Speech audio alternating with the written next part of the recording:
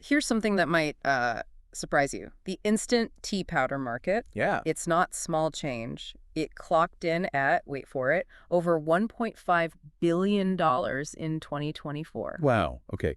That is bigger than I might have guessed offhand. Right. And it's projected to hit nearly $2.6 billion by 2032. That's like a 7% growth rate each year. Pretty steady climb. Exactly. So we thought, let's really dig into this. Why is this convenience product such a hot ticket? It's a good question. We're going deep today, looking at the top manufacturing companies really driving this market. And our main source here is a pretty fresh market research article from Cognitive Market Research. Came out just yesterday, actually, May 7th, 2025. Right, by Anushka Gore.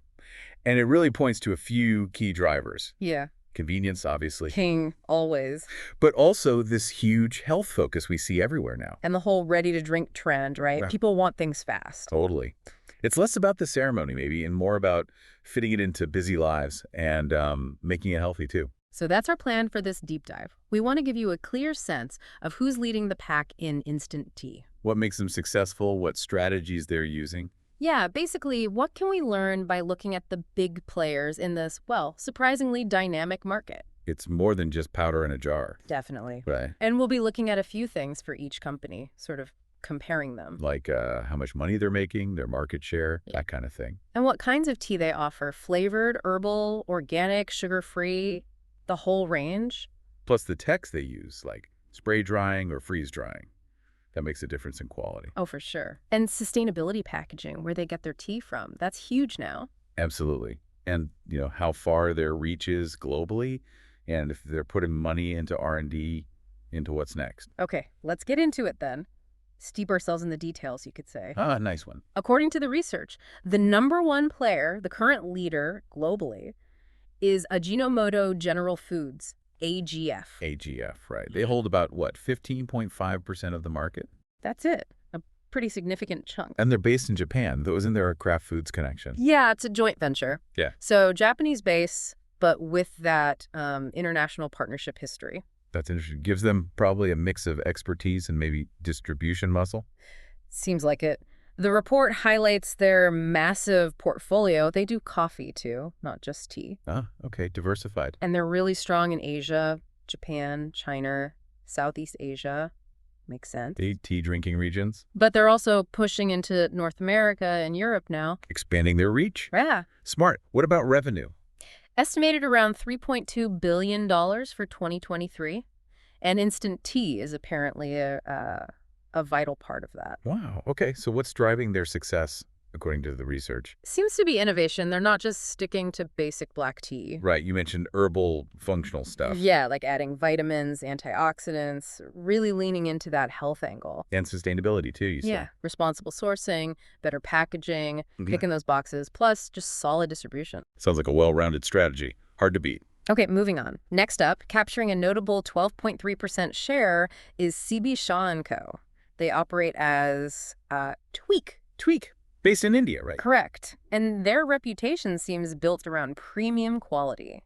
High-end instant tea blends. Interesting niche. So less mass market, more discerning. Seems that way. They started strong in India, obviously, but now they're expanding. Middle East, Europe, North America. Taking that premium concept global.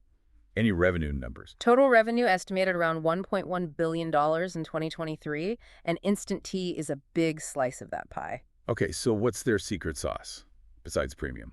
Product diversity, but focused. Lots of authentic Indian flavors. Masala chai is big for them. Ginger, cardamom. Stuff you'd associate with Indian tea culture. Exactly. Plus green tea. They push natural ingredients, advanced processing. Trying to keep that authentic flavor even in an instant format. That's tricky. Yeah. And they're investing heavily in e-commerce, digital marketing, going direct to consumers. Smart move, especially for reaching those international markets. Cuts out the middleman. Right. Now let's talk about another Japanese giant, Ito En Ltd. Ah, Ito En. I know them more for bottled green tea, actually. They do a lot of that, for sure, but they also have a strong presence in instant tea, holding about 11.4% of the market.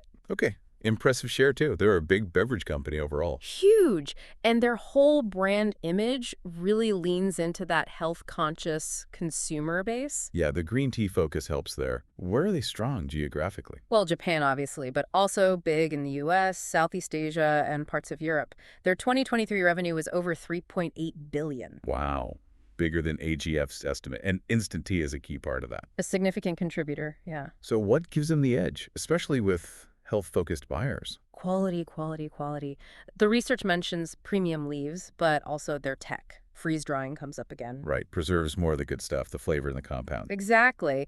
And they're expanding into things like matcha powder, organic options, functional herbal blends, too. So riding those wellness waves. Definitely. And like AGF, sustainability is mentioned as a core part of their operation. Seems like a theme. It really does. Table stakes now, almost. Okay, here's one that might make you blink. Dunkin Brands Group, Inc. Dunkin'. Like Dunkin' Donuts, Dunkin'. The very same. Parent company of Dunkin' and Baskin-Robbins, they've managed to grab a 10.8% market share in instant tea. Huh. Okay, that is interesting. Coffee and donuts, now tea powder. Well, they sell a lot of beverages, right? It seems like they're leveraging their existing setup. Makes sense. Capitalizing on convenience, their brand recognition. Exactly. They're particularly strong in North America, naturally. What kind of instant teas do they offer? A fair mix. Yeah. Black tea, iced tea versions, some herbal options, too. Okay. Revenue-wise. Around $1.6 billion in 2023, and the tea part of their business is apparently growing steadily. So how are they pulling it off? Just sticking it on the menu? It's more than that, I think. They have that huge retail footprint, obviously. Accessibility. True. You find a Dunkin' everywhere. Plus, their digital strategy, the loyalty program, online ordering, they push tea through those channels, too. Integrating it fully. And consistency seems key for them. You know what you're getting. Consistent taste, quality. That builds trust. Yeah, for a quick, reliable cup, I can see the appeal. Makes sense. All right, rounding out the top 5 in this report is Girnar Food Beverages, another Indian company. Girnar, okay, what's their share? Solid 9.7%. They're well established. And their focus? Similar to Tweak, maybe. Authentic Indian? Very much so. They're known for authentic Indian tea blends, super popular in India, but also internationally. Whereabouts internationally? Think Asia, the Middle East, North America, places with significant Indian diaspora, but also appealing more broadly now. Their 2023 revenue topped $850 million. Getting close to that billion mark. Yeah. And instant tea is crucial for them. Yep, crucial part of the business. What makes their stuff stand out? Unique offerings again. Masala chai, of course, but also Ayurvedic blends, spice teas. Leaning into tradition and wellness. Right. Natural ingredients, carefully sourced spices, quality leaves. That's their pitch. And like the others, they're boosting their online game too. Seems like e-commerce is the common thread for growth. It really does. So that's the top 5 according to this research.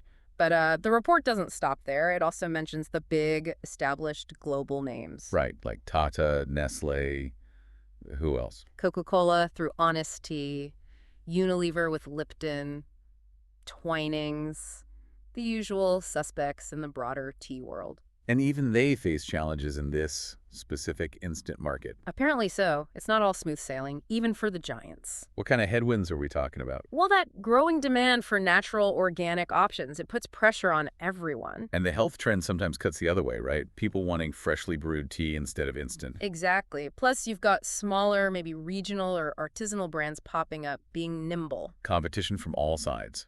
It's a reminder that even market leaders have to adapt. Constantly. And the report really hammers home the sustainability angle again. Ethical sourcing, transparent supply chains. Yeah, consumers are paying attention. They want to know the impact of what they buy. It's not just about price and taste anymore. And the shift to selling directly, online. That's changing the game, too. Forces everyone to rethink how they connect with customers. So it's a tough market, Yeah. but also sounds like there are opportunities, especially for newer companies. Definitely. The report has some advice for them, too. Oh, yeah. What's the key for a new entrant? Differentiation. You can't just be a Me Too product. Need to stand out. Through innovation, premium feel. Both. And really targeted marketing. Know who you're trying to reach. Makes sense. What else? Huge emphasis on high-quality ingredients and being authentic about sourcing. Like telling the story where the tea comes from, Yeah. being transparent. Exactly. Minimal processing, no artificial stuff. That authenticity message really resonates. Yeah, you see that trend everywhere. And leveraging digital platforms is non-negotiable for newcomers. Right, e-commerce, social media, building a direct connection. Personalized experiences, maybe working with influencers, telling that brand story online. What about the products themselves? Any specific angles? Unique variations are key. Functional blends are mentioned again, adding herbs, adaptogens, vitamins, Tapping into that wellness market directly. and strategic partnerships. Teaming up with cafes, health food stores, maybe premium supermarkets, Finding the right channels to reach that target audience. or even focusing on a really specific niche market, like super high-end tea connoisseurs or people focused purely on wellness. Don't try to be everything to everyone right away. Exactly. So looking ahead, where's the big growth going to come from in this market overall? Well, the report points to a few key areas. Flavor innovation is one. Getting more adventurous? Yeah, think exotic ingredients. Matcha's already big, but maybe more turmeric biscuits, interesting citrus notes. That's tasty, actually. And the functional benefits trend isn't going away. People want teas that do something. Antioxidants, probiotics, stress relief. Precisely. And, no surprise, sustainable packaging and ethical sourcing will just get more important. Becoming baseline expectations. Pretty much. Recycled materials, less plastic, compostable options.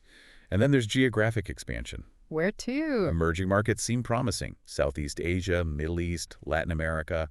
Places with existing tea cultures, but maybe room for instant innovation. Adapting to local tastes there would be key, though. Absolutely. Can't just drop a Western product in. So if you zoom out, the path to long-term success seems to involve, what, premium products? Yeah, premiumization. Focusing on health and wellness aspects. And being really smart about digital marketing and e-commerce. That seems to be the winning combo highlighted in the research. It's a fascinating mix, really. Convenience meets health meets global trends. It really is. A vibrant market, constantly changing.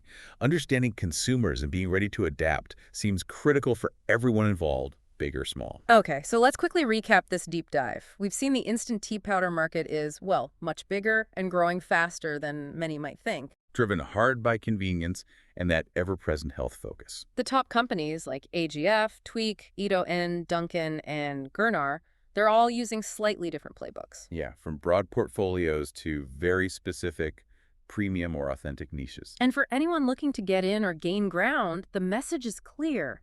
Innovate, focus on quality and authenticity. And get savvy with your digital strategy.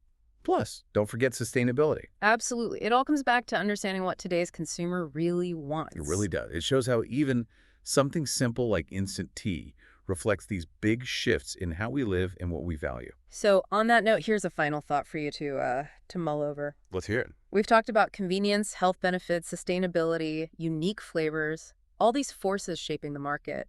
Which one of those do you think will ultimately be the most influential in deciding the future direction of instant tea? That's a tough one.